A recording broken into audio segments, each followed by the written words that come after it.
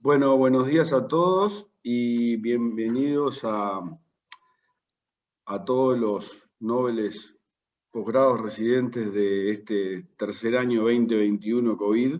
El primer seminario va a ser, como los demás años, una conferencia del profesor Durán sobre la historia de la cardiología intervencionista.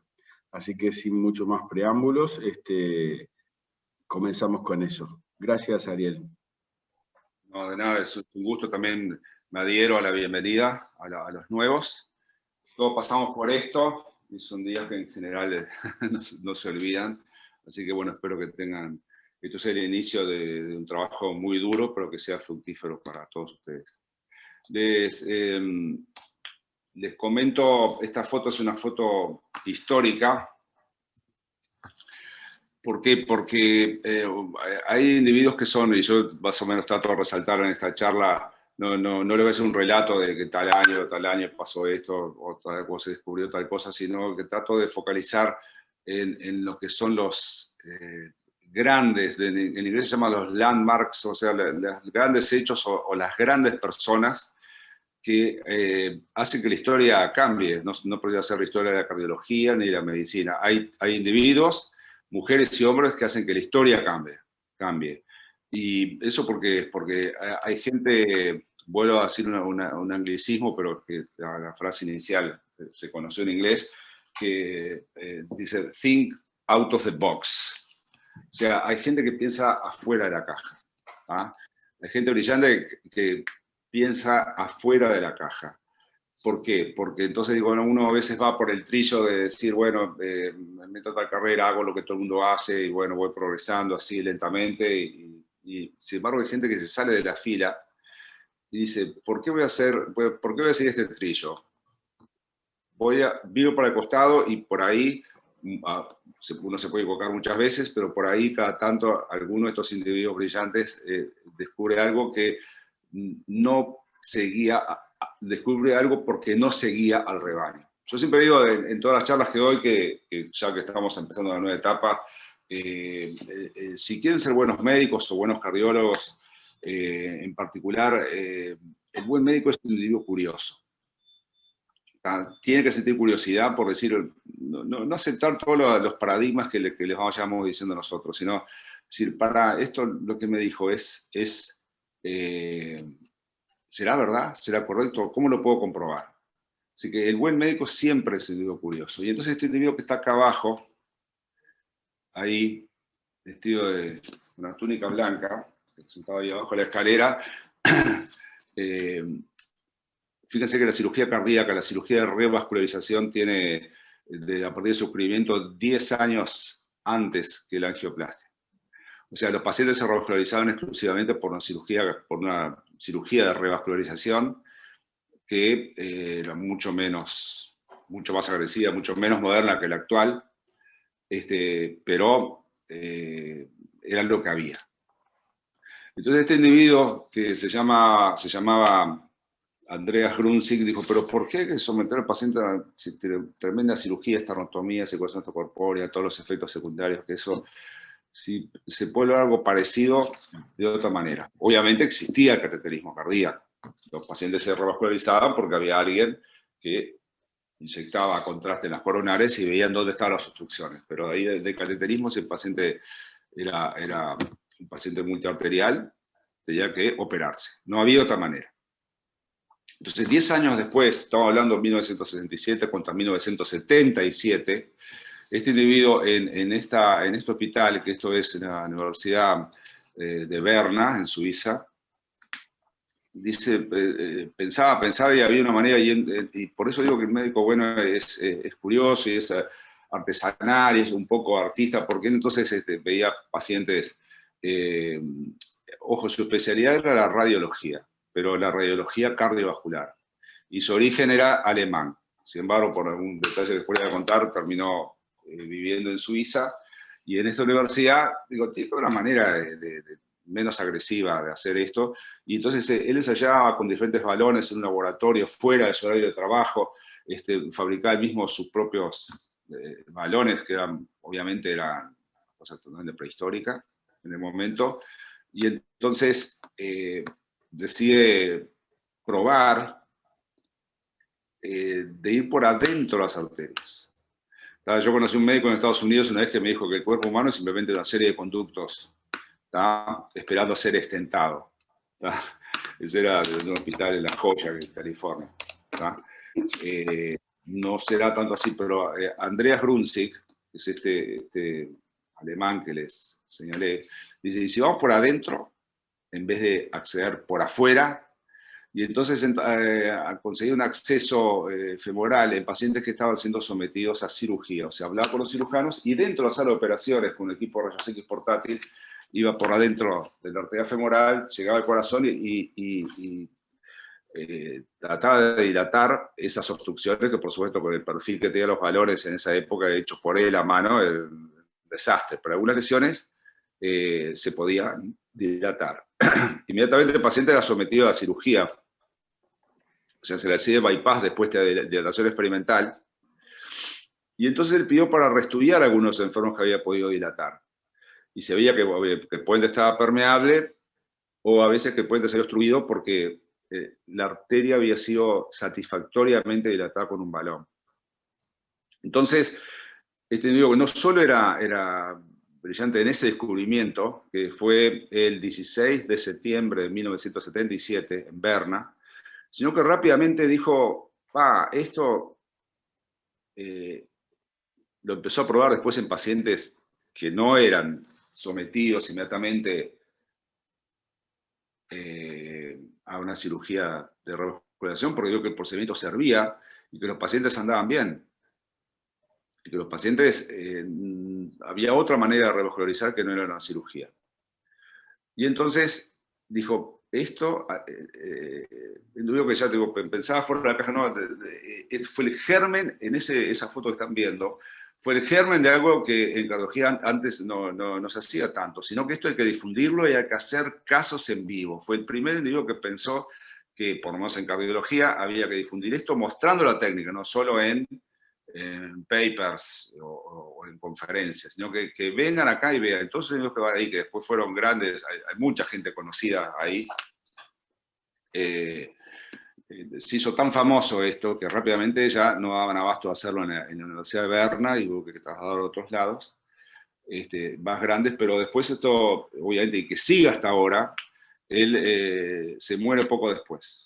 Ahora que eso se los voy a contar. Como hecho curioso, y que tengo una foto también para mostrarles, al año siguiente él manda su trabajo, que ahí él fue el inventor de la palabra PTCA, de Percutaneous Treating of Coronary Artery Disease, y acuña la palabra angioplasty, manda al American Heart Association, que es el congreso que se hace siempre en noviembre en diferentes ciudades de Estados Unidos, siempre es en noviembre, y manda un abstract mostrando su técnica y los resultados, incluso con reestudios angiográficos de los pacientes, ¿no? Y no es aceptado como tema oral. Un descubrimiento que se sigue haciendo, fíjate, del 77 hasta ahora, ¿no? Cuántos millones y millones de angioplastas se han hecho y se harán. Y apenas fue aceptado como póster.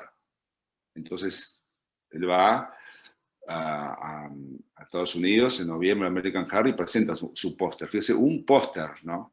Bueno, errores de ese tipo, obviamente con el diario del lunes es más fácil, pero errores de ese tipo le voy a mostrar más de uno durante esta charla. Así que bueno, seguimos.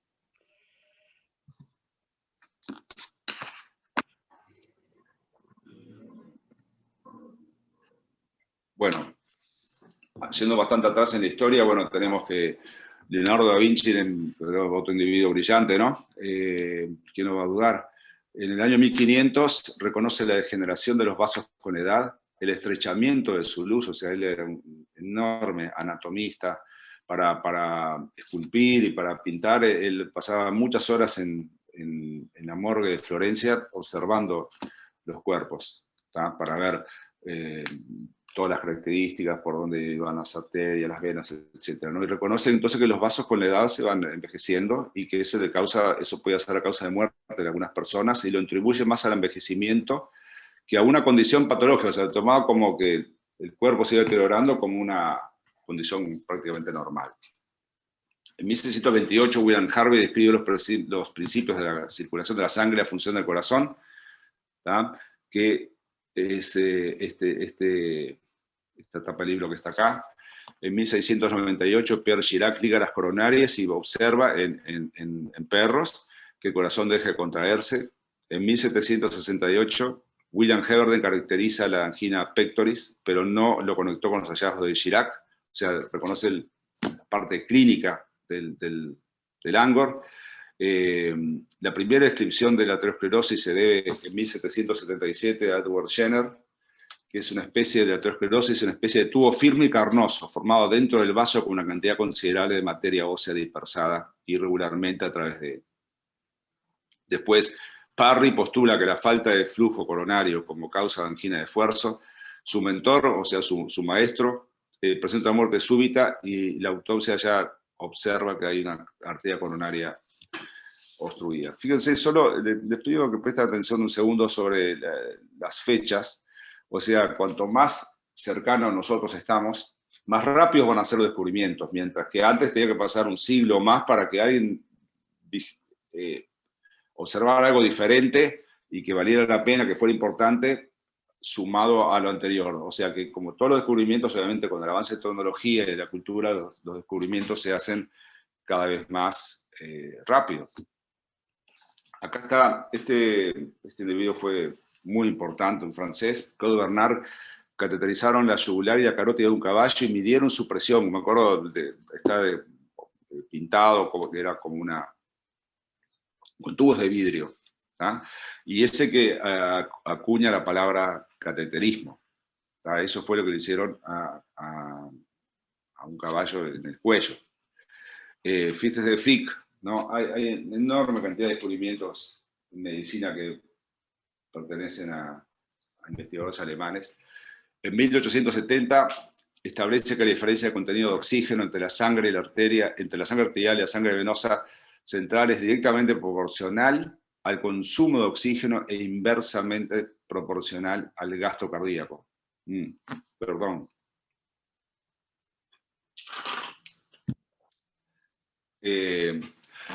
Este individuo, fíjense, esto fue en 1870 y el principio de Fick, el método de Fick, se sigue usando hasta ahora.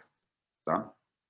No es la única manera de medir el gasto cardíaco, pero es una de las maneras, el concepto se sigue aplicando, tal como él lo descubrió, fíjese, hace 150 años. Este individuo también fue tremendamente importante. Forsman en 1929, con 25 años, se autopuncionó la vena antecubital ayudado por una enfermera y llevó un catéter urológico hasta sus propias cavidades derechas. Bajó un piso por la escalera y se tomó una radiografía. Su intención era desarrollar un método de liberación local, correcto, de fármacos. Lo interesante es que Forsman, acá está la primera radiografía en el mundo que muestra un catéter en cavidades derechas. ¿tá? Lo interesante ahí, nos estaba dando cuenta que Forsman era diestro, porque se funciona su antebrazo izquierdo, y lo que mete él acá era algo que él conocía. ¿Por qué? Porque ni siquiera era cardiólogo, Forsman era urólogo, y puso unas sondas que él utilizaba de sus pacientes por su propio antebrazo, y llega hasta las cavidades derechas y se saca una radiografía para demostrarlo. Entonces, a este individuo acá, alguien dice, bueno, que fue esto como fue la primera pisada del hombre en la luna. Podrán estar de acuerdo o no, pero cambió radicalmente, fíjense, estamos hablando de 1926, radicalmente la forma de concebir, o sea, de forma de intervenir, de invadir los pacientes, o sea, ir por vía endovascular, que ese es el secreto, esa es la llave. ¿tá? Entonces, 30 años después le otorgan el premio de Fisiología o Medicina, junto a Cournard y a Richard, que habían leído sus trabajos mientras él estaba en prisión. Estaba en prisión porque él después de recibirse de médico, era médico de las SS, o sea, las partes de las fuerzas más duras que tenía el nazismo, y entonces termina la Segunda Guerra, cae preso, estuvo varios años preso por los aliados en la posguerra. ¿tá? Sin embargo, nunca dejó de leer, de estudiar. Este no es una foto, es simplemente un dibujo de lo que él se hizo. Una pintura. Entonces, ¿qué pasó? Como pasa más de una vez en medicina, en vez de, o sea, él muestra, se saca la radiografía y muestra su experimento a las autoridades de la universidad en Berlín, donde él estudiaba urología, y lejos de aplaudirlo o algo, lo querían echar de la universidad. O sea que se ve mucho tiempo después a veces el reconocimiento, pero la respuesta inicial fue poco menos que de expulsión. Acá está Forno recibiendo el premio Nobel, digo, pero 30 años después, esto también sucede también muchas veces, 30 años después que descubre el cateterismo cardíaco, aunque la palabra cateterismo venía de Cournard. En 1930, o sea, pasamos, como ve, todo se va acelerando, de 1926 con Forman pasamos a Klein en 1930, que realiza 11 cateterismos derechos en seres humanos, copiando la técnica de Forsman, ya en gente, y midiendo el gasto cardíaco con el método de Fick, o sea, agarra descubrimientos de otros dos, y establece ese que descubre que el gasto cardíaco normal en un ser humano está entre 4,5 y 5,6 litros por minuto. Dexter en el 47 describe la presión wedge, correcto, que es la presión enclavada, midiendo las presiones del lado izquierdo con catéter enclavado en la arteria pulmonar. O sea, cómo se puede acceder a tomar valores del lado izquierdo, ¿verdad? Sin acceder directamente, o sea, para poder hacerlo por unos canales de menor presión. O sea, por el lado derecho. Y sin embargo, puedo tener del lado información del lado izquierdo, midiendo por el lado derecho, que eso es tremendamente valioso. Es todo lo que se usa hasta ahora en Swan-Ganz, en pacientes CTI, que sin necesidad de un acceso arterial. Al inicio le hicieron cardiopatía congénita y luego cardiopatías adquiridas. Ese tipo fue espectacular y también, obviamente, tuvo un golpe durísimo cuando descubre. Es un gordo, un cara de simpático, sueco, y Seldinger, fíjese, en 1953, descubre algo que se sigue usando hasta ahora en todos los países del mundo. También era radiólogo. También pasa muchas veces, por ejemplo, el descubridor de rayos X, William Röntgen, descubre rayos X, algo que fue un pilar tremendo en el avance de la medicina que se sigue usando hasta ahora, y tampoco era médico, era un físico que trabajaba en la Facultad de Medicina. Bueno, Seldinger tampoco era cardiólogo, era radiólogo. Y entonces pero le gustaba la parte invasiva, o sea, hacía radiología invasiva. Luego intentar pasar sin éxito los catéteres a través de las arterias, sufrió un súbito ataque de sentido común. Esas son palabras de él. Súbito ataque de sentido común, siempre pensar afuera de la caja. Y se ocurrió la técnica, esta, que se sigue usando hasta ahora. Aguja, guía en la aguja afuera y catéter adentro. Porque antes se metía en la época de Dotter y mismo en la época de Seldinger, se metían los catéteres así, a lo indio, digamos, empujando. Entonces digo, bueno, pero yo deslizo una cosa sobre otra, y la primera cosa que coloco es algo más finito, quizás más fácil después deslizar algo grueso, pero una sobre otra, un concepto de riel, ¿correcto? Entonces propuso su técnica, él trabajaba en el hospital más importante hasta ahora de Suecia, que es el Karolinska, y lo propone esa técnica de punción a accesos vasculares, lo propone, correcto, como una tesis doctoral y fue rechazado, correcto. Insiste en su técnica, entonces claro, lo dejaron seguir con ello por la vía endovascular y lo hace por la vía transparento-hepática, y ahí sí logra doctorarse, pero lo que él tenía en la cabeza era hacerlo por vía endovascular. Es el inventor de la colangiografía transparento-hepática, que se sigue usando también hasta ahora. Esto es simplemente un esquema. Perdón, antiguamente lo que ha cambiado, por ejemplo, que lo que él proponía era atravesar la arteria con un mandril. Entonces, al retirar el mandril que va por adentro, en un momento viene el chorro de sangre, ¿correcto? Y entonces ahí donde viene el chorro de sangre se pasa una guía, y después por la guía, por acá, con la guía adentro, después se pasa un catéter. El tema es que siempre se lesiona la pared posterior de la arteria, que a nosotros no nos gusta, no importa si es la vía radial, mucho peor aún en los accesos femorales o braquiales. No hay que lesionar la parte posterior, entonces hay que simplemente Ahora lo que hacemos, la diferencia con Seldinger es que nosotros puncionamos solo la pared anterior de la arteria y cuando viene el chorro de sangre, pero para eso tiene que ser agujas huecas, no con mandril, como se usaba antes, y ahí entonces pasamos la guía. Te digo, en Seldinger fue un descubrimiento tremendo, ¿no? Estas son las agujas que se usaban, ¿correcto? Y acá está alguien que también tuvo el premio Nobel, otro francés, y fue Cournard, fue el que acuñó la frase de que el cateterismo era la llave en la cerradura. ¿Ah? De Forstmann para adelante, pero perfecciona la técnica de Forstmann y con colegas norteamericanos se va de Francia, le ofrece un trabajo enorme, le pasó lo mismo a Grunzig, se va a Estados Unidos, ¿tá? Y obviamente hay un catéter Cournard, ahora ya no se usa más, pero hasta hace poco se usaba mucho, era un francés realmente brillante. Y acá también, como les decía al principio, como hay descubrimientos en la medicina que pueden ser tremendamente importantes y que pueden deberse a casualidades. Como yo les decía, la cirugía cardíaca es previa a la angioplastia, ¿tá? Como 20 años, pero los pacientes se operaban con unos angiogramas realmente espantosos. Se hacía una inyección en la raíz de la aorta, ¿correcto?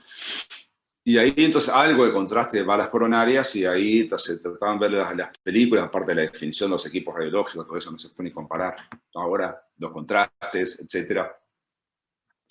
Entonces se trataba de ver dónde estaban las obstrucciones con la inyección en la raíz de la aorta, que por el gasto cardíaco, por más que se inyectaba con bomba en ese momento, es imposible ver nada con ninguna definición aceptable. ¿Correcto? Entonces, a este individuo, Mason Sones, que era el jefe de cardiología intervencionista de la Cleveland Clinic, de cirugía cardíaca, era René Favaloro, en su primera pasada por Estados Unidos, ya era un tipo tremendamente importante, tenía mucha amistad con Sones, mucha amistad. Entonces, en un momento, a un paciente joven, Sones coloca el catéter, que era como una inyección a raíz de la aorta, en un catéter multifenestrado, colocas el catéter en la raíz de la aorta y el catéter, sin querer, el paciente se habrá movido, etc. O a veces, ni siquiera ese motivo, el catéter se le coloca sin saber nadie en su coronaria derecha, en la coronaria derecha del paciente. Y Sones aprieta el botón, está la bomba, un bombazo enorme en la arteria coronaria derecha del paciente, todo involuntario. Esta es el catéter de Sones. Él tiene una técnica que se llama técnica de Sones, que es para disección de la arteria. Debería haber estado un poco más arriba, a esta altura, en la raíz de la aorta, hacer la primera coronariografía de la historia. ¿Tá? Es lo que pensó inmediatamente, que el paciente se iba a morir, ¿correcto? Ahí dice que él pensó que iba a fibrilar, sin embargo, en vez de fibrilar, es como responde la coronaria derecha en general, cuando es muy chiquita y uno se da cuenta y inyecta mucho contraste, tuvo una asístole larga, entonces ahí, pero no presionó ni reanimación, simplemente le pidió al paciente que tosiera y ahí el paciente recupera. Entonces dijo, bueno, entonces una inyección de contraste directamente en una coronaria no es tan nociva. ¿Tá? Yo le dije recién que tenía mucha amistad con Favaloro, lo llama inmediatamente, Favaloro estaba operando unos pisos más arriba, baja, ven esta película, ¿tá? Y Favaloro le dice, es la contribución más importante de la cardiología moderna. ¿Tá? Sones es un tipo muy brillante, vivió muchos años, viajó por todos lados, ha estado en Sudamérica, ha estado específicamente en Brasil, y incluso uno de esos tipos que también, digo, no se dedican solo a una carrera así a algo muy estrecho, sino que también estudió óptica, química de los contrastes, etc. Vivió muchos años y siguió trabajando muchísimos años. Siempre, nunca salió de Cleveland. ¿Tá? Acá está la foto de Favaloro abrazando a Mason Sones. Lo pongo porque digo que solo porque es un latinoamericano, sino porque fue un individuo absolutamente brillante. Lo pongo porque si bien no era cardiólogo, un tipo que descubrió la técnica de la cirugía de revascularización con vena safena invertida, cambió la historia, ¿verdad?, de la cardiología moderna, sin lugar a dudas. Entonces ahí Sones pone ahí que la coronariografía está indicada, coloca después, cuando ya la técnica se aprimora y se hace cada vez mejor. La coronariografía está indicada cuando se encuentra un problema cuya resolución puede facilitarse mediante la demostración objetiva de la anatomía coronaria, siempre y cuando sea un hecho por personal competente, las instalaciones físicas adecuadas y los riesgos sean aceptables para el paciente y para el médico. ¿Correcto? Esta es la indicación que eso después termina en las guías del American College en ese momento. ¿Tá? Él accedía al corazón por el pliegue del codo, con disección de la arteria humeral, que ojo siempre está muy pegado del nervio mediano, que es este que está acá, correcto, y es una técnica realmente, cuando yo fui a estudiar a Brasil, era lo que había que hacer. Es una técnica tremendamente segura. El tema es cuando el paciente vuelve, bueno, pasa lo mismo con el acceso radial. A veces la arteria se va cerrando. Cuando venía el paciente más en la arteria radial, nosotros funcionamos en el mismo lugar. Ese paciente, aunque el paciente se haya hecho un cateterismo cardíaco en la misma arteria radial hace un mes, o hace un año, o hace 10 años.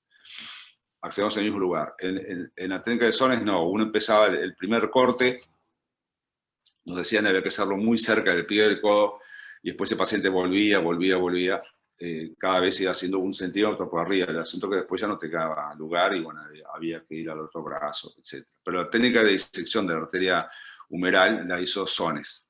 Acá está una arteria humeral expuesta, es una técnica tremendamente segura, entonces uno expone, pasa una pinza por abajo, la deja abrirse un poquito, expone la arteria humeral y se puncionaba directamente, observando.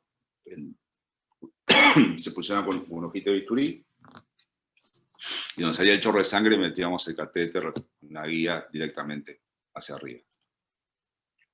¿Ah? Después se vio bueno, que los accesos braquiales no son eternos, y se descubrió la técnica del acceso femoral. La ventaja del acceso femoral obviamente es el tamaño, tanto de la arteria como de la vena, según lo que se necesita hacer. El tamaño permite hacer cosas que por los brazos no podemos. Fíjense que el acceso preferido para implante de una TAVI, para poner una válvula aórtica, primero es el femoral. Después se evalúan otros quirúrgicos o de otros vasculares altos, solo si el acceso femoral no se puede. ¿Por qué? Por el tamaño que tiene, el diámetro. Normalmente en una persona adulta tiene que andar 8, 9, 10 milímetros según el tamaño de la superficie corporal. ¿Correcto? Esto lo van a ver cuando alguien les hable de accesos, pero digo, siempre repelar con rayos X la cabeza del fémur, ese es el lugar donde hay que pinchar. Ese es el lugar, en el medio de la cabeza del fémur. ¿Ven el cursor mío? Sí, se ve. Bueno, acá es el lugar donde se puede funcionar, aunque este es un esquema, es mejor verlo directamente acá. Acá es donde hay que funcionar. El asunto es que cuando uno empieza con esto, lo ve fundamentalmente gente muy gorda, es un lugar muy alto. Sin embargo, es el lugar. ¿Por qué es el lugar? Porque si funcionamos más abajo, podemos entrar con la bifurcación entre la femoral superficial y la profunda. A veces hay placas en este lugar, ¿correcto? Que desplazamos con la punción. Entonces, lo que hay que funcionar es femoral común, ¿correcto? Es un poquito más arriba. Si tenemos rayos X, que es lo ideal, para una punción arterial es mandatorio, una punción venosa obviamente se puede hacer sin rayos X, pero el lugar para funcionar siempre está a la altura de la cabeza del fémur. En el medio, donde se entra el pulso, a esa altura, a veces como en este caso, el pulso está más adentro, pero bueno, a la altura es a la altura de la cabeza del fémur. ¿Y por qué? Porque después, cuando se determina el procedimiento, tanto sea diagnóstico como terapéutico, hay que comprimir un buen rato, ¿correcto? Si son 6 frames, son 20 minutos, si son 7 u 8 frames, tiene que ser media hora o más. Más todo depende, obviamente, de la obesidad del paciente, si está anticoagulado o no, si está antiagregado o no, o sea que hay muchas variables. Pero después hay que comprimir, entonces yo para que esa arteria tenga una hemostasis adecuada y me permita usarla, ¿tá?, en otros procedimientos futuros, obviamente acá tengo un plano para comprimir, fuerte, firme. Mientras que yo funciono más abajo, en este espacio celular subcutáneo, no hay, yo aprieto, pero voy hasta abajo, no hay nada que me sostenga por detrás, ¿correcto? Entonces no es adecuado funcionar tan abajo. Lo que pasa a veces asusta la altura, ¿tá?, porque esto a veces está por encima del pliegue cutáneo. Acá dice, bueno, skin crease, pero a veces el pliegue cutáneo está más abajo y uno está pulsando por encima del pliegue cutáneo. Bueno, no hay que tener miedo. Si uno palpa en el pulso, imaginan dónde está la cabeza del fémur, o mejor, si la ven, mejor, y ahí funciona, ¿correcto? Esto lo van a ver mejor en los... cuando hablen de accesos vasculares. ¿Está? Ariel, bueno, también a de Ariel, sí. Vos sabés que Sí. eso que estás mencionando, que en hemodinamia todos los hemodinamistas vienen formados con ese precepto, vos sabés que en electrofisiología nosotros, digamos, con los mismos miedos que vos estás mencionando, ¿no? De que después de la punción tengamos contra qué comprimir, lo que, digamos, se podría es puncionar a 2 centímetros distal a la arcada femoral. Y eso por la idea de que luego cuando uno comprime sobre la arcada femoral y no sobre el fémur. Y también porque cuando, digamos, hay necesidad o te ocurre la técnica del Sendlinger clásica, que vos puncionás las dos paredes, en realidad nos da miedo de que quede sangrado hacia el bogros, inadvertido, y que, bueno, hay hematomas diferidos que bueno, que alguna vez lo hemos visto. Pero me gustó mucho escucharte porque sí, yo veo que los posgrados, los residentes vienen con ese precepto. Capaz que yo tendría que ver un poco más los fundamentos de las dos teorías, pero les digo porque cuando vayan a la sala van a ver que en electrofisiología funcionamos más distal. Claro, pero el tema es que en electrofisiología la mayoría de punciones son venosas. Sí, también es verdad, pero bueno, accesos arteriales hacemos también las vías accesorias izquierdas, muchos electrofisiólogos van por arterias. Son muchos menos, muchísimas menos. No, está correctísimo. La punción venosa puede y debe ser hecha más abajo, capaz que yo lo expresé bien. Yo estaba hablando básicamente de la punción arterial, que esa tiene que hacerse más arriba. Por lo menos eso es lo que, como hemos sido formados, ¿no? Entonces, en 1967 este tipo fue brillante en el uso de los catéteres, se llaman con su nombre, las curvas de los catéteres. ¿Está? Nosotros pedimos un JL, un JR, ustedes van a escuchar muchas veces en la sala, y JR y JL, que es decir Judkins left, Judkins right, ¿correcto? Este individuo que era amigo de Sones, este es Judkins, norteamericano. Bueno, mañana complicada, pero Juan va a ser un destrozo en el apartamento porque están bravos los cañones. A ver, sí, Álvaro, que se silencia.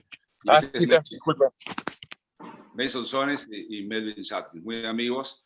Es el que promueve el acceso femoral, ¿tá? Porque él que decía que haciendo la técnica de Sones tenías que tener, y yo que me eduqué con ella, por en Brasil era muy de ir por el acceso braquial. ¿Y por qué? Fíjense qué interesante, porque son por los mismos conceptos que se siguen utilizando ahora para defender la vía radial. Yo fui a estudiar en un hospital federal, pero en un hospital público en San Pablo, 2 años, y obviamente los problemas son los mismos problemas de ahora, de camas, de dinero, de todo. No era un hospital rico, era rico en conocimiento y rico en pacientes. La cantidad de pacientes que se atendían ahí es algo totalmente absurdo y que sigue creciendo hasta el día de hoy cada vez más. Pero entonces decía, si nosotros funcionamos a la gente por vía femoral, que además no les gustaba, el paciente que quedarse le ocupa una cama esa noche o más si es un procedimiento de intervención. Mientras que accede al paciente por vía braquial, ¿tá? Si no tiene nada importante, se va ese mismo día. Lo que estamos Ariel, y una pregunta, disculpa que te interrumpa. Sí. Cuando decían el SONES que eran muy agresivos con la arteria, ¿qué porcentaje tenían de oclusión de la arteria? No es una arteria agresiva, hecha, he visto barbaridades, ¿no? Obviamente. Porcentaje de oclusión por un solo procedimiento está en buenas manos, está por abajo del 1%. ¿Tá? Obviamente yo vi roturas de arterias, sangrados catastróficos, ¿no? Por más que en el hospital había residentes. Nosotros llegábamos sin saber absolutamente nada y nos íbamos 2 años después. Uno de los trabajos que yo tenía en el primer año, el primer año es totalmente, es una residencia, yo fui residente ahí, una esclavitud total. Después que terminabas muerto de cansado, para más estamos hablando de los equipos plomados, mucho más pesados que los actuales, además o sea, terminabas 5, empezabas a las 8 de la mañana y tenías 1 hora para almorzar, o menos, y terminamos a las 5 o 6 de la tarde. Entonces, cuando te ibas, bueno, había un día por semana, éramos 5, así que a mí me tocaba los lunes, además de haber trabajado todo el día, un residente de los 5 del primer año,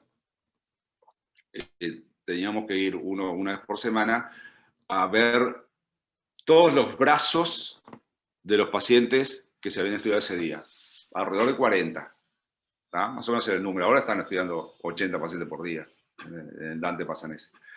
Y entonces tenía que ir a tocar los pulsos de los procedimientos que habías hecho tú y de los que habían hecho todos los demás. Y entonces siempre, de 40 procedimientos, siempre había alguno que tenía menos pulso, pero menos pulso más porque muchos se habían estudiado más de una vez. Y vos mirabas el brazo, levantabas ahí, tenía 5 o 6 tajos, ya casi llegando a la axila en algunos casos. Y ahí tenías que llamar al cirujano vascular de guardia, que no estaba dentro del hospital. Tenías que esperar que viniera y presentar el caso. Era el día del castigo. Eso ya en segundo año no lo hacíamos, lo hacía otro. O sea que en buenas manos es un excelente procedimiento. Y les permitía a muchos pacientes que se fueran ese mismo día. ¿Tá? Se sutura la arteria, hay que usar suturas vasculares, se punciona bajo visión directa y después cerrar la piel. ¿Tá? Pero entonces, Jadkins, que si no, viene me refería a eso porque nosotros ahora cuando vamos a estudiar a alguno ya muy veterano, ¿no? Pues ya quedan pocos que tenía estudios previos por SONES, sí. Vamos a veces por el otro lado o tenemos mucha precaución de que tenga buen pulso porque nos hemos encontrado dificultades de pasar por el lugar del abordaje. Entonces, es una sutura no resorbible y tiene que ver la habilidad del tipo y su vista como para que no quede estrechez de la luz. Ahora, si tiene buen pulso, por más que vos le veas un tajo de SONES en el codo, no es indicación de ir al otro lado. Si tiene buen pulso, se puede acceder. Entonces, sin embargo, Jadkins, a pesar de ser amigo de SONES, decía que no le gustaba la técnica y que había que tener mucha habilidad manual para no dejar, lo que estábamos hablando con Álvaro recién, para no dejar la arteria cerrada y que quede todo peor. Él decía que si nosotros aprendíamos a funcionar por la pierna, ¿correcto? El cateterismo lo podía hacer cualquier persona y tiene bastante dosis de verdad. Si uno aprende a funcionar bien, no tiene que ser un experto intervencionista. Mientras que para hacer la técnica de SONES o incluso para hacer la técnica radial, tenés que tener cierta experticia porque si no puedes hacer un desastre. Pero si uno funciona bien, él dijo que a diferencia, el catéter de SONES nosotros decíamos la lanza, porque era un material bastante duro, y es cónico, es un catéter cónico y que tiene 3 o 5 agujeros. Un agujero distal por donde pasa la guía y después agujeros laterales. En el último centímetro, por supuesto. Empieza haciendo 8 French o 7 French, está en la parte proximal, y después en la parte distal se afina a 5 French. Que es un catéter cónico que entonces te permitía atravesar. Eso sigo diciendo hasta ahora, es el mejor catéter para atravesar una válvula aórtica estenótica. Hasta ahora. Quizás comparado con el Amplatz del coronario izquierdo. Pero no había estenosis aórtica en Brasil que resistiera a un catéter de SONES. ¿Correcto? Pero vos después de medir las presiones ventriculares, que había que hacer siempre, en aquella época hacíamos siempre ventriculografía, después vos sacás el catéter y apoyándote la válvula aórtica con ciertas maniobras, le dabas una forma, como en un catéter duro, la forma duraba unos minutos, después se va ablandando por la temperatura de la sangre del paciente a 37 grados y queda estirado de vuelta. Entonces, ellos decían, en Brasil decían formar el alza, quiere decir darle una curva. Hay que hacer una curva más larga para la coronaria izquierda, una curva más corta para la coronaria derecha. Pero lo hacías artesanalmente, apoyándote la válvula aórtica con ciertas maniobras que nos enseñaban. Y cuando el paciente tenía una insuficiencia aórtica, una catástrofe, el cateterismo podía durar horas, pero era lo que había. Era lo que había. Entonces ya digo que había que tener bastante experiencia para hacer un cateterismo cardíaco completo, las dos coronarias, ventricografía, y más de la disección del arterio humeral, más el cierre del arterio humeral, que se hacía, ya digo, sutura no resorbible, con puntos separados. Bueno, había que tener bastante expertise. Entonces él decía, ya tenía la idea de que el cateterismo lo hiciera cualquier médico, o algo con mínima experiencia en cardiología. Había que ser funcionar, entonces digo, ¿cómo logro que lo haga cualquier médico? Que los catéteres estén preformados como siguen siendo hasta ahora. El catéter de Sores es solo para museo hoy.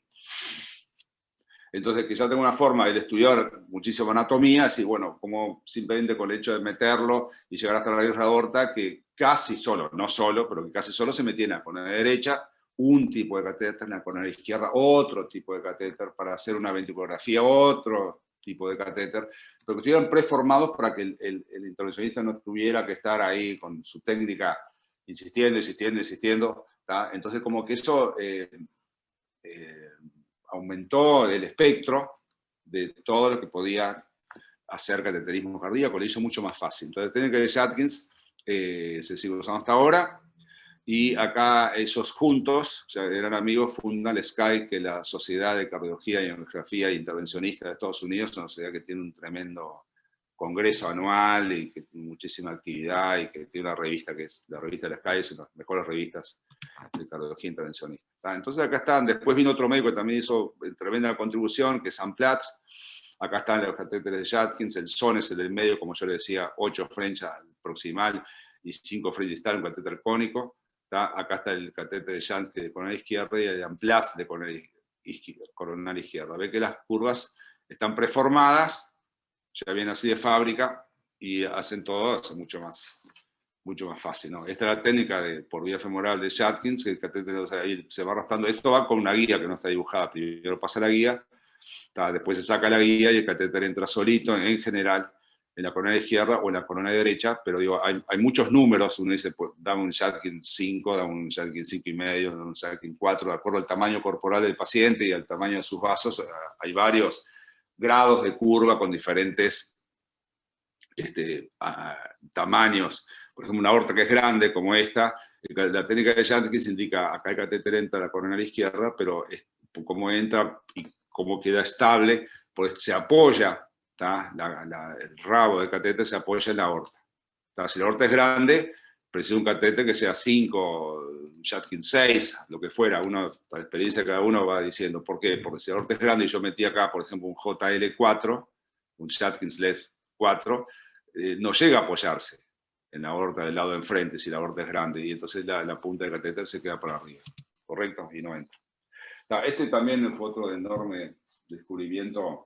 Vieron como al principio muchos descubrimientos eran europeos, franceses y alemanes fundamentalmente, y después en los últimos años, a medida que nos vamos acercando a la época más moderna, estamos observando descubrimientos más que nada norteamericanos. Y siendo el concepto de hoy,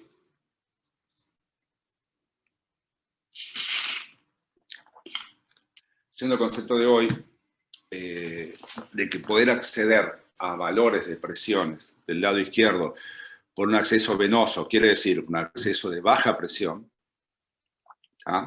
es tremendamente provechoso para el paciente. Por tener acceso arterial, ustedes saben, hay que cuidarlo mucho más, se trombosa, puede poner en riesgo el miembro donde se hizo, tanto femoral como radial, una PAM, etc. Siempre los accesos arteriales son más complejos, duran menos, hay que sacarlos. Entonces, para tener esos valores del lado izquierdo o imagen del lado izquierdo, si puedo acceder del lado derecho, mejor. Entonces ahí, esto ya se había pensado, pero nunca se había, el concepto ya se había pensado, pero no se había puesto en práctica hasta que Gans en el 70, trabajaban juntos, con toda la vida muy amigos con el doctor Swan, dijo, bueno, si podemos, se les ocurre, ¿ves? Otra vez vuelve lo mismo, pensar afuera. Todos los catéteres eran caños, huecos que iban sobre una guía, tubos, preformados, no preformados, lo que fuera. Pero a algunos se le ocurre pensar distinto, y esa gente, estos dos individuos dijeron, ¿y si le ponemos un balón para ocluir el vaso? ¿Ah? No estamos, ahí estamos perdiendo las presiones donde el tipo, o sea, la punta del catéter está más distal al balón. El balón inmediatamente por atrás, todos habrán visto en Swan Ganz.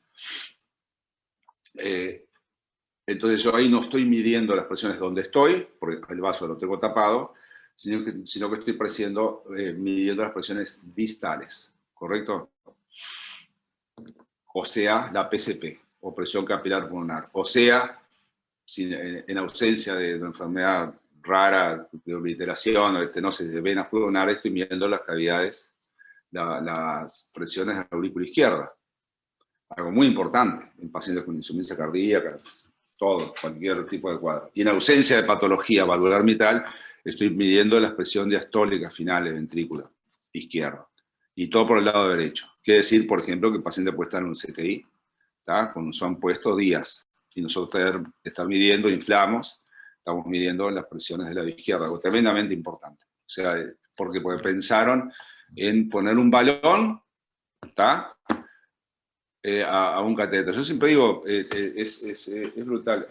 ¿A quién se le hubiera ocurrido poner una vela grande en una tabla de surf? ¿A quién se le puede ocurrir? Absolutamente a nadie. Hasta que uno se le ocurrió, y hoy es un deporte, windsurf es algo tremendamente. ¿Pero a quién se le puede ocurrir? Una cosa loca. Bueno, a nadie se le había ocurrido colocar un balón para obstruir en vez de para hacer una imagen en la punta de ese catéter. Bueno, a esta gente se le ocurrió. Entonces, estos son catéteres angiográficos, estos son catéteres Swan Ganz con balón desinflado, este es un catéter Swan Ganz con balón inflado. La punta, o sea, el tip del balón está por delante, apenas por delante del balón, entonces nos permite ir viendo distalmente y ver las presiones que se miden de aquí para adelante. ¿Está? Bueno, esto más o menos. El SWAN se puede poner por vía femoral, por vía yugular, por vía subclavia, por venosa, por cualquier vena. También hemos puesto SWAN por punción de vena, da un poco más de trabajo, por punción de vena del brazo, humeral. ¿Ah? Bueno, Mullins es un individuo, acá está una sala en el Texas Heart Institute, que él fue el fundador ahí, y acá está su firma. Bueno, inventó una vaina, que creo que los electrofisiólogos como Alejandro me dirá, la usan mucho más que nosotros, de bastante volumen, también por colocar por vía venosa, de bastante volumen, que decir, de bastante porte, medio lanza también, y por el cual, al ser bastante porte, permite llegar una vez después de hecho una punción transeptal, colocar esa vaina en la aurícula izquierda y colocar dispositivos, medir, ablacionar, etc., ¿no? Pero digo, fue un invento también de volvemos a lo mismo, ¿no? Otra vez un norteamericano. ¿Tá? Digo, también hay otros dispositivos que se utilizan como la biopsia endomiocárdica. Esto prácticamente, al menos en Uruguay, y creo que en la mayoría de los países del mundo, aunque no puedo saberlos en todos, la biopsia endomiocárdica está para el control de los pacientes que fueron sometidos a trasplante cardíaco. ¿Tá? Hay biótomos para vía yugular, hay biótomos para vía femoral, etc. ¿Tá? Y ahí entonces una cosa que vino a patear el tablero, aunque acá estamos volviendo a Europa. ¿A quién se le podía ocurrir llegar al corazón por una arteria del puño? Se hacía todo por vía femoral desde Judkins. Antes hacía todo por vía humeral, pero disecando una arteria con la técnica de Sones. ¿Tá? ¿A quién se le puede ocurrir una arteria finita en el puño está en cada una de nuestras muñecas, llegar al corazón. ¿Tá? Sin embargo, a alguien en Holanda se le ocurrió, un tal doctor Quimenier. En ese momento se hacía el test de Allen, que el test de Allen es anterior, porque también para colocar las PAM en la arteria radial había que ver si el Allen era positivo, todo eso se abandonó, y es un abordaje tremendamente fantástico, que permite hacer cosas ambulatorias, a pesar de haber accedido al sistema vascular izquierdo de alta presión, incluso hay hospitales, no les digo lejos, en Buenos Aires, que te ponen una base de angioplastia y de noche estás en tu casa. Todo esto se permite gracias al abordaje radial, que eso fue un descubrimiento tremendo. Hay obviamente ciertas limitaciones, pero digo, hay hospitales acá en Uruguay que tienen un 99% radial. Siempre hay algún paciente que no estudió, que no fue que no leyó la lección y que no se puede. ¿Por qué? Por procedimientos previos, pasa lo mismo que la técnica de Sones. En ese aspecto la arteria femoral es mucho más fiel, pero es fiel por el tamaño que tiene, ¿correcto? Es mucho más difícil obstruir una arteria de 10 milímetros de diámetro, a pesar de hacer procedimientos y repetir esos procedimientos, mucho más difícil obstruir una arteria de 10 milímetros que una arteria de 2 milímetros, como puede ser la arteria radial, de luz, ¿correcto? Gente se hizo varios procedimientos, una obesidad mórbida, que hay de problemas para todos los accesos, no solo para radial, variantes anatómicas y obviamente aterosclerosis, de ahí o más alta. Flexosidad extrema, los pacientes hipertensos, mal controlados, flexosidad extrema del sistema subclavio, por donde vamos a pasar, etc. O sea que hay, como todo en medicina, hay algunas excepciones. ¿Tá? Bueno, este es el test de Allen, que ya no se usa más, ¿correcto? Llegamos en el año 2000, con un grupo de colegas que ustedes pueden leer ahí, publicamos un trabajo, le llamamos Radioclínica 2000, pero en aquel momento la técnica era diferente y no era, la experiencia también era menor y entonces no dio tan buenos resultados, pero bueno, fue un trabajo nacional sobre el abordaje radial que obviamente está totalmente impuesto. Otro individuo muy importante también norteamericano, incluso a veces es llamado como el padre de la radiología intervencionista, por el padre de la cardiología intervencionista es Gruentzig, es el Andreas Gruentzig, que es el que le mostré en la primera diapositiva. En Dotter, en Estados Unidos, en el año 1920, nace en 1974, esa primera angioplastia en el mundo, una arteria femoral superficial en la Universidad de Oregon. Se trataba de un paciente que se negaba a amputarse y sobrevivió 2 años y medio más falleciendo de otra causa, ¿correcto? Usaba guías y catéteres teflonados para dilatación progresiva, también usaba catéteres de vidrio, como bujías de vidrio para dilatar, pero dilataba así, como yo le dije a lo indio, ¿correcto? Es decir, no había el concepto de catéter sobre guía, que fue el invento de Seldinger, ¿correcto? Fue el que empezó a filmar los procedimientos a 2 cuadros por segundo. Fíjese, ahora uno puede filmar a 30 cuadros por segundo. También inventó la biopsia hepática transyugular y la Universidad de Oregon lleva su nombre el Instituto Cardiovascular. Obviamente ya ha desaparecido. Y acá está Gruentzig. Este individuo, si yo tengo que elegir a uno de todos los que hablé, tengo que elegir a Gruentzig. Él nació en Alemania, en Dresden, en 1929, era radiólogo y cardiólogo. ¿Por qué terminó en Suiza? Porque el padre también era nazi como Forstmann y muere en la Segunda Guerra. Era del ejército alemán. Muere en la Segunda Guerra y entonces la madre, eran 2 hermanos, la madre, es como increíble, se va del país, obviamente el país estaba destruido, y termina en Argentina. En Argentina, en la cual hay un familiar, hay una vuelta, lejano. ¿Se acuerdan? En esa época Perón recibía a muchos nazis. Entonces viene la madre de Gruentzig con él y con su hermano y están un par de años en Argentina, pero la cosa no iba ni para atrás ni para adelante, ni en Argentina ni en ningún lado, y vuelven a Europa.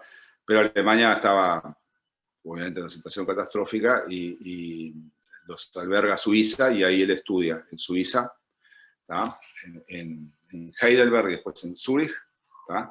Y asiste a unas conferencias de Dotter, que acabamos de hablar, que en Frankfurt, ¿tá? Y le apasionó la idea. Dijo eso de dilatar las arterias por dentro y no operar, hacer endarterectomías, etc.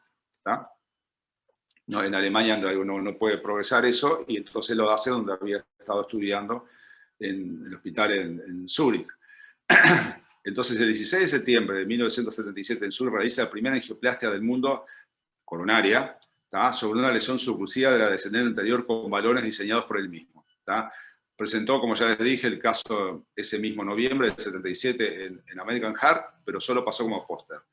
Entonces ahí, sin embargo, lo ven este descubrimiento de Estados Unidos y les pareció espectacular.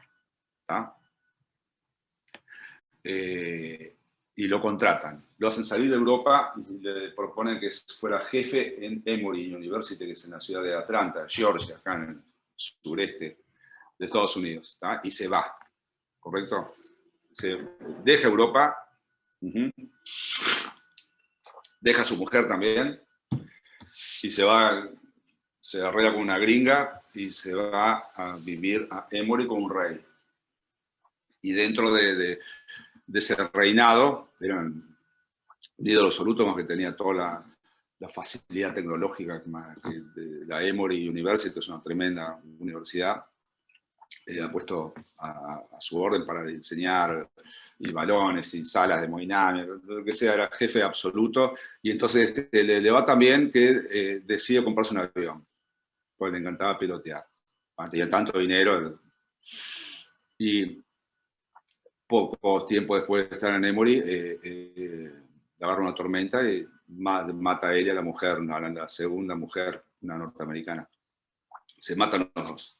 Un tipo que casi que estaría vivo trabajando hasta ahora. Solo dejó una hija en Europa que no es médica.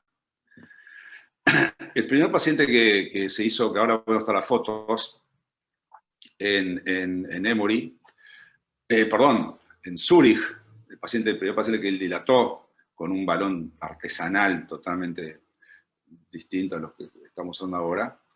Él lo estudió al mes, lo estudió al año, y se fue reestudiado y tenía el resultado mantenido a los 10 años de esa dilatación con balón en D aproximal.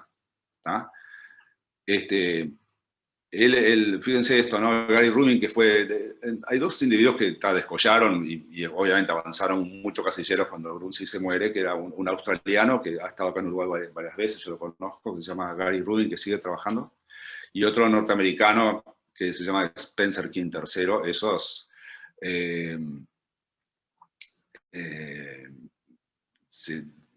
ya les digo, han escrito libros, son gente tremendamente conocida. Grunzig le pide a Gary Rubin, que en ese momento era su mano derecha, mucho más joven, que le haga un cateterismo, porque quería saber cómo estaban sus coronarias, porque tenía ya 40 y pico de años, algo así.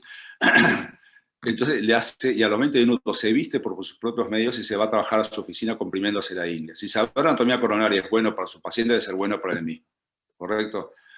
Muere el 25 de octubre del mismo año que se muda a Atlanta, y tenía 46 años, una verdadera pérdida. Fíjese, este era Grunzig, que más vendido, los que lo conocían decían que era un tipo muy comunicativo, que parecía un actor de cine, no sé cuánto. Fíjese acá la fecha, 14 de septiembre de 77, ¿correcto? 16 de septiembre, acá se había hecho solo el cateterismo. El 16 de septiembre del 77, en la Universidad de Grunzig, o sea, él ve esto, pero saca el paciente, bueno, ahí lo dilata, ¿correcto? Y lo estudia un mes después, ¿tá? 20 de octubre del 77. El paciente está con resultado mantenido. Se estudió a los 10 años, ya Grunzig se había muerto y el paciente seguía bien.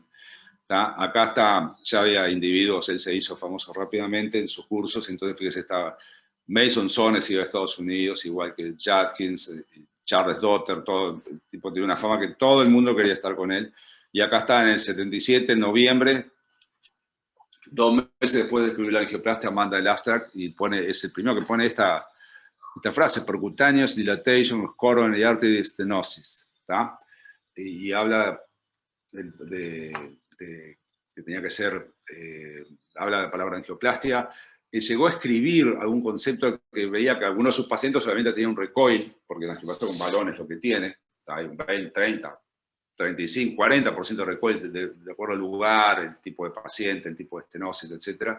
Entonces él pensaba, está escrito, que él decía, tenemos que pensar en algo que pueda sostener este procedimiento. ¿Cómo es?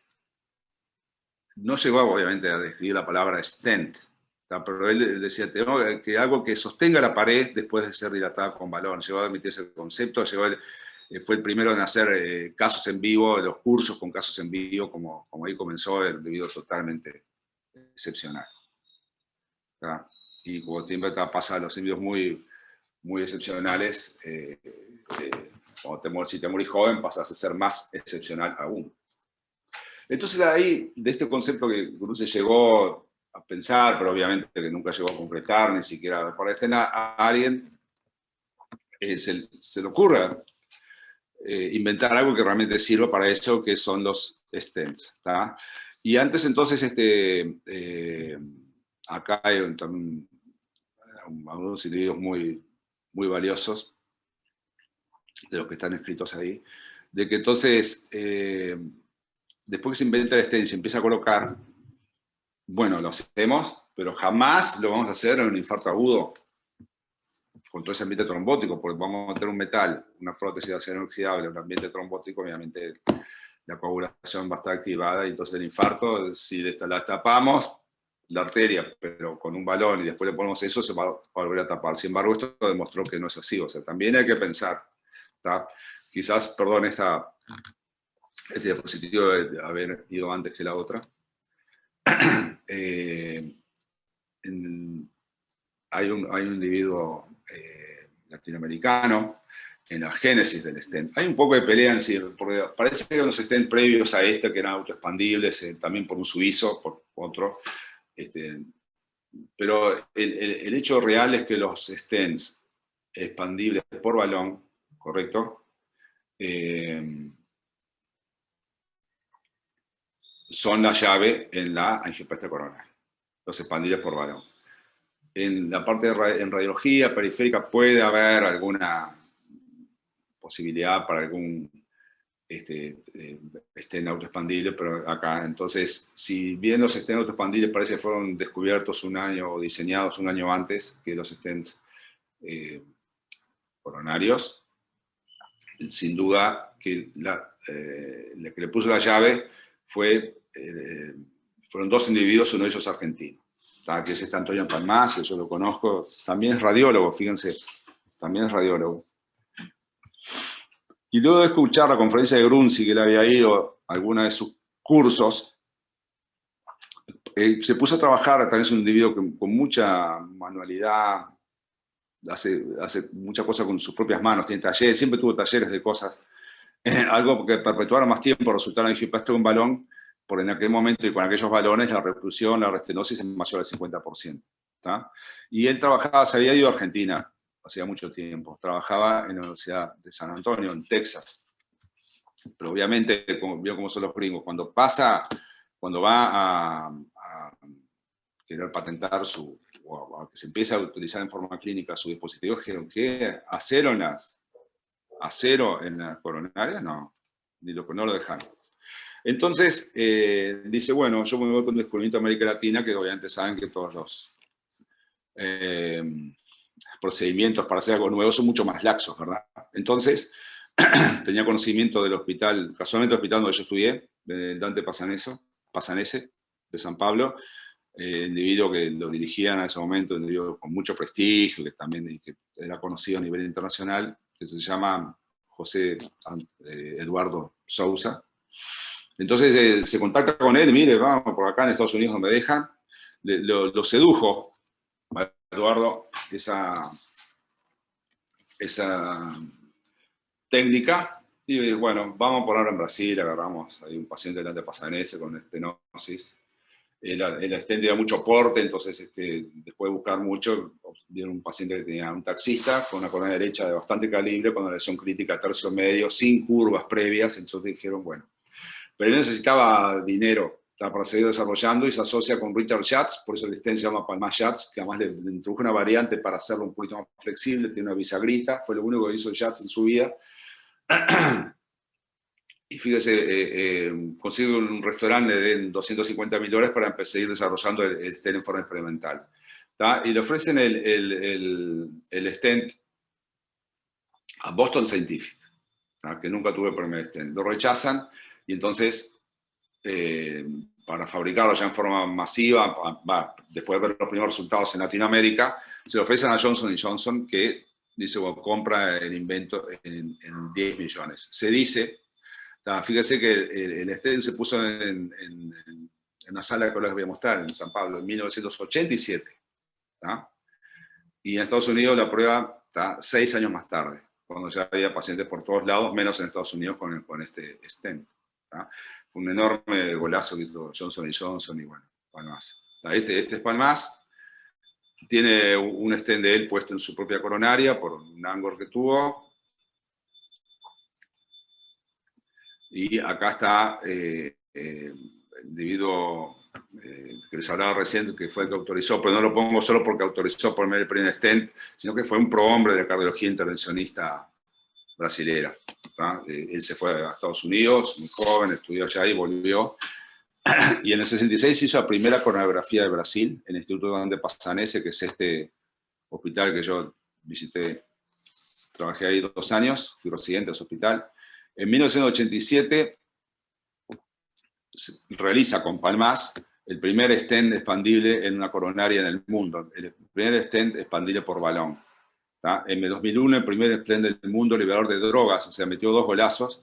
Tampoco se ponía a poner, por el hecho de colocar un drug-eluting stent, o sea, un stent que libera un fármaco contra coronaria, una cosa impensable, hasta que alguien se ocurrió, pero no se podía hacer en Estados Unidos. Entonces vamos a volver con Eduardo, que es más permisivo, y fue un enorme golazo en el 2001, fíjese, ya hace entonces 20 años que usamos stents liberadores de droga. ¿Tá? Esta es la sala 3, donde hice tantos cateterismos, mucho después. ¿Tá? Yo estuve en el año 93 y 94 enteros. ¿Tá? Este es Eduardo, que era muy joven, esta es su esposa Amanda, este es Palmas, Ricardo Palmas. Este es Richard Schatz, las enfermeras de turno, este es Ibrahim Pinto, que es un imagenólogo, y este es Fausto Férez, que hoy es el director, es un amigo mío. Fausto es el director del Instituto Dante Passanese ahora. ¿Tá? Este fue el paciente de un taxista, esta era la obstrucción, ¿tá? Y así quedó después del primer stent autoexpandible del mundo. ¿Tá? Este es un balón de angioplastia.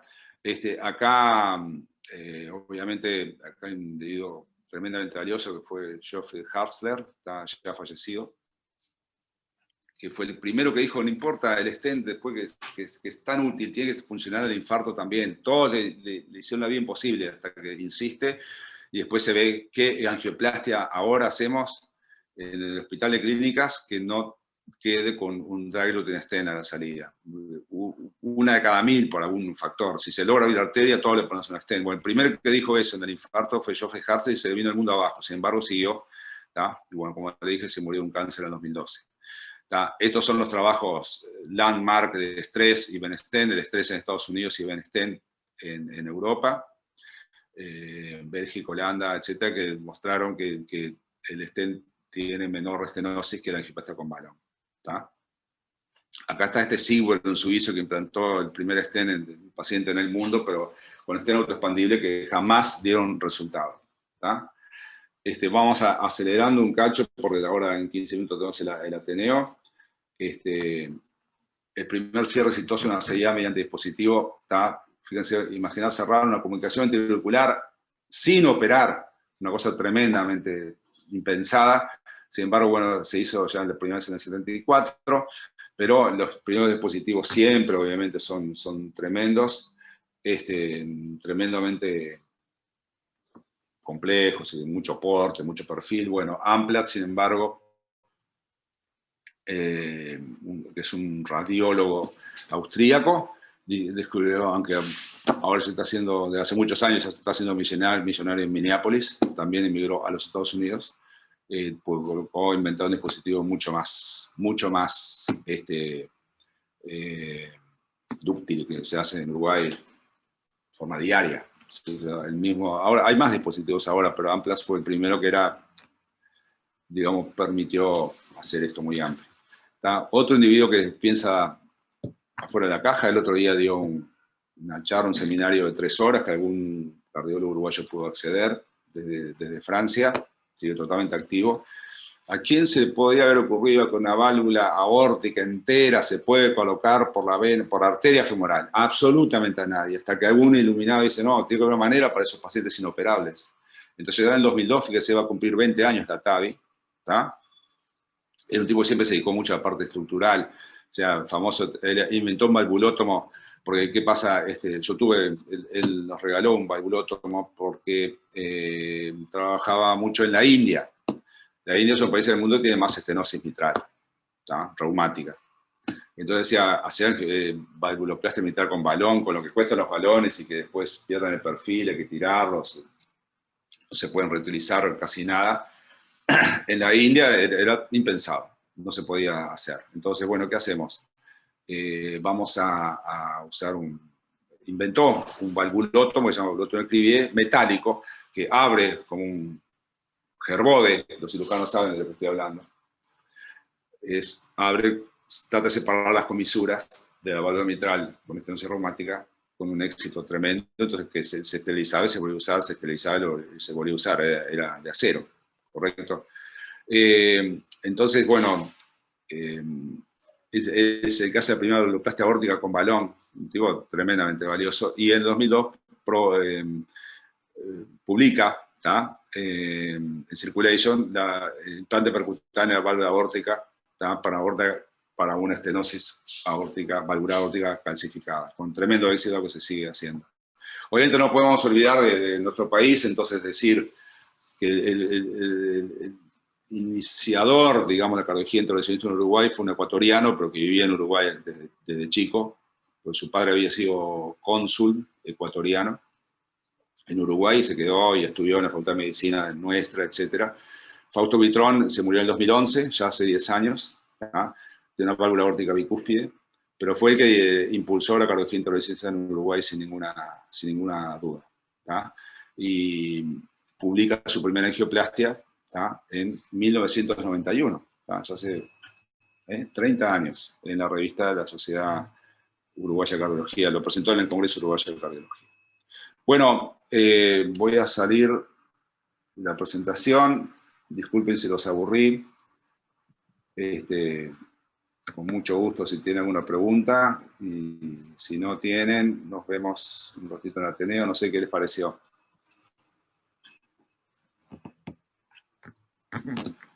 Yo por mi parte terminé. Ariel, me pareció muy bueno, muy ilustrativo, aprendí mucho. Aparte, tengo la sensación, la he escuchado otras veces, tengo la sensación de que la vas incrementando la charla y mejorando. Me parece trascendental para los posgrados eso en lo que insististe varias veces, de pensar afuera de la caja, de no acatar el conocimiento, no se acata, se verifica, se comprueba. Hay otras cosas que sí tienen que acatar, muchachos, pero esa no.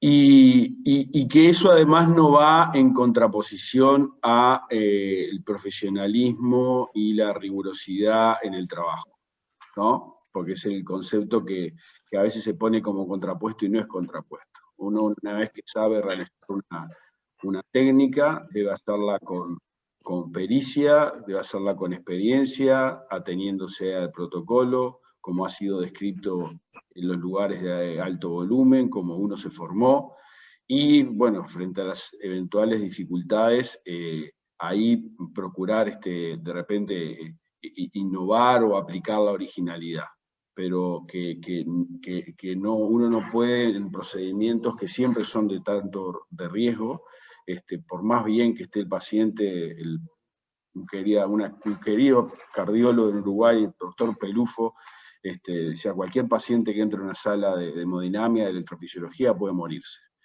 Entonces, no hay que innovar, no hay que, si estuviéramos hablando, diríamos, payar, hay que hacer las cosas como hay que hacerlas, y después sí estar preparado para eventualmente solucionar problemas de forma un poco más original. Álvaro, no sé si querés hacer Yo estoy de algo. acuerdo con Alejandro. La verdad que la charla te he escuchado alguna otra vez, Ariel, y no sé si es que la has mejorado o cada vez que la escucho me gusta más, pero porque uno va fijando los elementos de la historia, entonces ya tenés más conocimientos aprendidos. Y está buenísimo ver cuando estamos hoy por hoy haciendo un procedimiento, saber de dónde viene ese conocimiento. Así que felicitaciones, estuvo muy bueno. Bueno, gracias. Bueno, a la orden. Nos vemos a tener un ratito entonces. Hasta luego.